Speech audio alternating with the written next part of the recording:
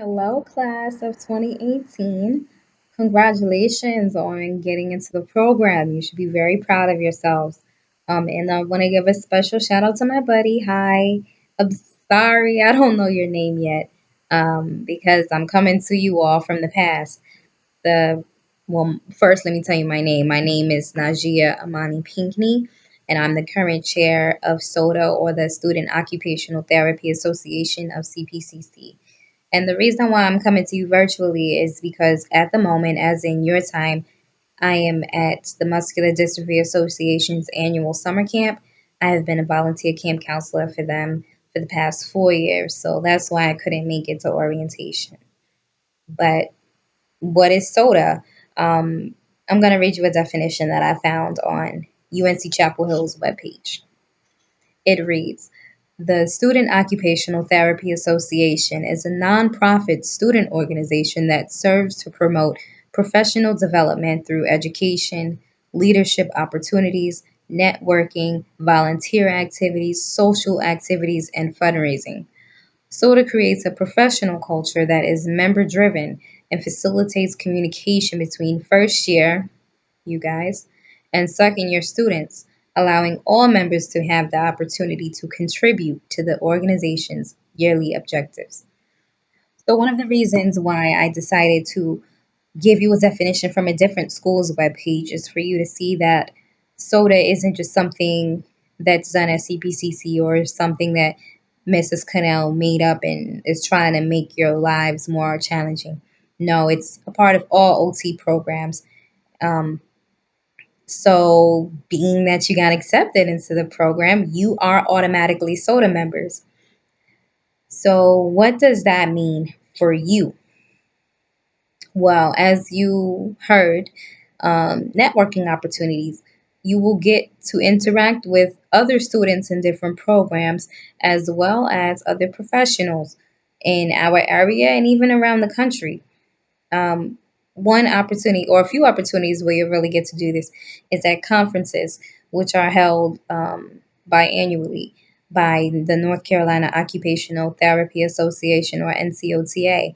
Another opportunity for you to network would be at the AOTA Student Conclave, which is for this year will be held November 13th through the 14th, I believe, right outside of Philly in Valley Forge, where all the students around the country from in different OT and OTA programs come.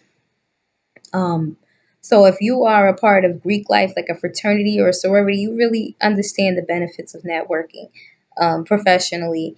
It does nothing but help you out later, whether that's helping develop you as a professional or an OT professional, or just you as a person.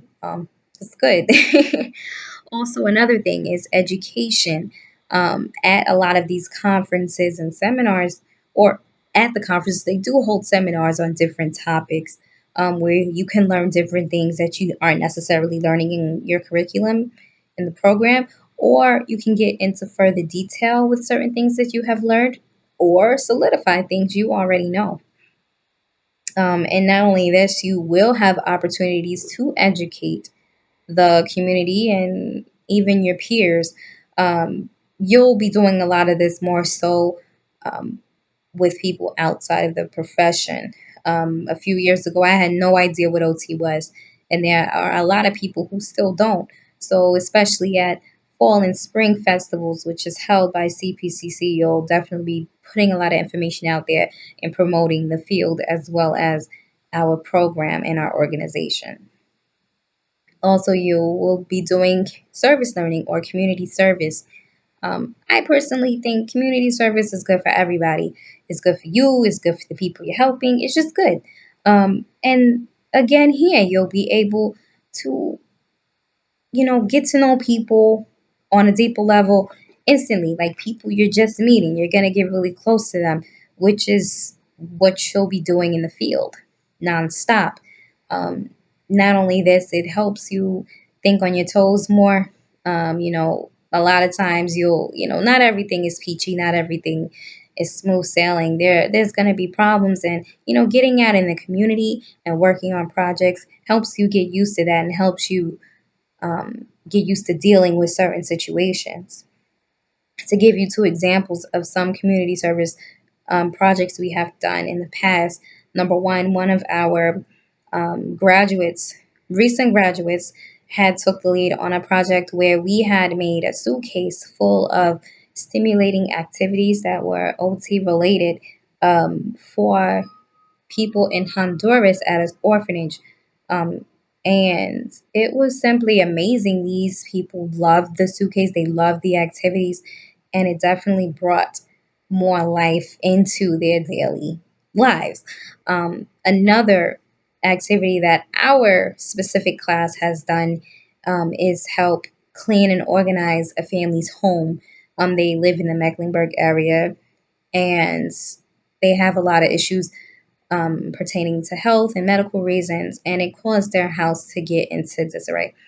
Um, and personally, I can say that that project has been challenging and frustrating, but yet still very enriching. And a lot of the seniors can tell you what that has been like. And also, you can do projects individually, it's not always a group thing. And more importantly, which I'm sure a lot of you are probably thinking about is or are wondering, is that it does look good on your resume to be involved in your SOTA. Mrs. Cannell can tell you more about that if she hasn't already. So now that you know that you're a SOTA member, what am I expecting from you? What are we expecting from you and from ourselves? Number one, there are dues. They are $60, and that's $60 one time, not multiple times. The treasurer would tell you more about that. Also, you're expected to attend one event per semester. That can include a craft day where we make crafts that are, OT related that we usually sell. Also, conferences, like I told you, there's spring festival and fall festival. And and I understand a lot of people have issues traveling or whatnot, scheduling conflicts. Um, if you contribute in some way to an event or a project, that would count. Also, you are to be a part of a committee. Our officers are over certain committees, and later you'll learn more about those. So you should be active in one. And painting ceremony. You as in the juniors, will be responsible for planning the senior class. Yay. Um, our pinning ceremony. We did it for the recent graduating class, and it turned out really nice, emotional. It was beautiful. It was really good. And that's not just something CPCC does. All SOTA chapters do this as well. Some new things that we are going to be trying this upcoming semester is have a SOTA newsletter, which will be, informative for us, for the members. So give you information on what to expect, what we've done, what we've accomplished, and also another avenue to kind of connect with people outside of our class and our program. Also, another thing is being that we as in the officers will not be the officers forever. Eventually, some of you will be taking our place. We decided, or we thought that it would be helpful to have interest meetings where if you're interested in a specific position, you get more details on what that's like and what your responsibilities are. Um, I think that would be very helpful. So you can realize, what exactly you're getting into before you decide to be the new treasurer or secretary or whatnot. And I also want to make a point. You don't have to be an officer to have a leadership role. Um, you can be very involved by not being an officer. You can take the leadership on whatever project. You are of value. You're not just a bunch of sheep that need to be led. This is a democracy. You know, we work together. So I want to introduce some important people that you would need to know that are related to SOTA. Some of these you probably already met, and if they already introduced themselves, I'm sorry for being repetitive. But first, our SOTA advisor is Mrs. Megan Leach McCann. She's also a faculty member. You've probably already been introduced to her by now. Second, our secretary is Laura Baber. Third, our treasurer is Rachel JC. Fourth, our fundraiser is Amanda Shaw. Sixth, our historian is Laureen Giles. And finally, our service learning officers are Beatrice Mosley and Colleen Olbridge.